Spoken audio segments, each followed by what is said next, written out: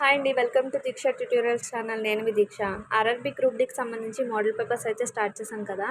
Previous వీడియోలో అవార్డులకి సంబంధించి 1 to 28 bits అనేవి కవర్ చేసాము. ఇప్పుడు 29 to 55 బిట్స్ అనేవి ఈ వీడియోలో కవర్ చేద్దాము. ఇది ఓన్లీ గ్రూప్ డికి మాత్రమే కాదు, ఎలాంటి కాంపిటేటివ్ ఎగ్జామ్స్కైనా అవార్డులకి సంబంధించి క్వశ్చన్స్ అనేవి జనరల్ అవేర్నెస్లో ఖచ్చితంగా వస్తాయి. సో ఖచ్చితంగా వీడియో నచ్చితే లైక్ చేయండి. తర్వాత ఎగ్జామ్ ఇప్పుడు అప్పుడు ఎప్పుడు అని అస్సలు పెట్టుకోకండి. ప్రిపరేషన్ అనేది ఇప్పటి నుంచే స్టార్ట్ చేయండి. ఆల్రెడీ స్టార్ట్ చేసేసిన వాళ్ళు వెల్ అండ్ గుడ్, వాళ్ళతో ఎటువంటి ఇబ్బంది లేదు. స్టార్ట్ చెయ్యాలి అనుకునే వాళ్ళు ఎగ్జామ్ డేటు నోటిఫికేషన్ వచ్చాక, ఫిక్స్ అయ్యాక, కోర్టులో కేసులు క్లియర్ అయ్యాక చేద్దాం అన్నదైతే అస్సలు పెట్టుకోకండి. టైం వేస్ట్ చేయకండి, అది చెప్పేది. ఇప్పుడు 29 to 55 బిట్స్ అనేవి చూద్దాం. జ్ఞాన్పీఠ్ అవార్డు పొందిన మొదటి మహిళ ఎవరు?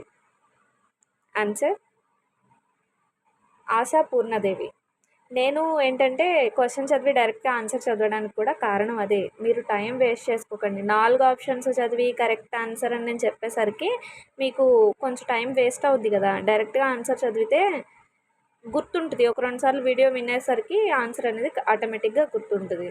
సో అందుకనే నాకు ఇలా ల్యాగ్ చేసి చెప్పుకోవడం వల్ల వాచ్ టైం పెరుగుతుంది. సో దానివల్ల నాకేమీ ఇది ఉండదు కదా. మీకు యూజ్ అవ్వాలి కాబట్టి ఇలాంటి వీడియోస్ చేయడం. సో అందుకనే క్వశ్చన్ చదివి డైరెక్ట్గా ఆన్సర్ చదువుతున్నాను. క్రీడాకారులకు బహుకరించే అర్జున అవార్డులను ఏ సంవత్సరం నుండి ఇస్తున్నారు? ఆన్సర్ 1961. 1985లో ఏర్పాటు చేసిన ద్రోణాచార్య అవార్డును ఏ రంగంలో కృషి చేసిన వారికి బహుకరిస్తారు? ఆన్సర్ క్రీడా శిక్షణ. 1991 నుంచి 92లో ఏర్పాటు చేసిన రాజీవ్ గాంధీ ఖేల్ రత్న అవార్డు పొందిన మొదటి వ్యక్తి ఎవరు?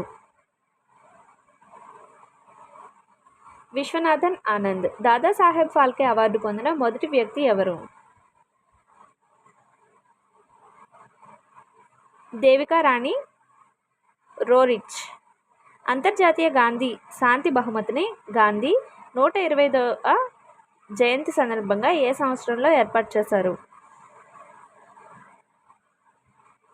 ఆన్సర్ 1994.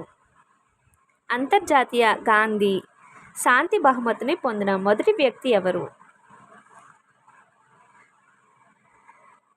జూలియస్ నైరేరి. గోయంకా అవార్డులను ఏ రంగంలో ప్రదానం చేస్తారు? పత్రికా రంగం. జాకీర్ హుస్సేన్ మెమోరియల్ అవార్డును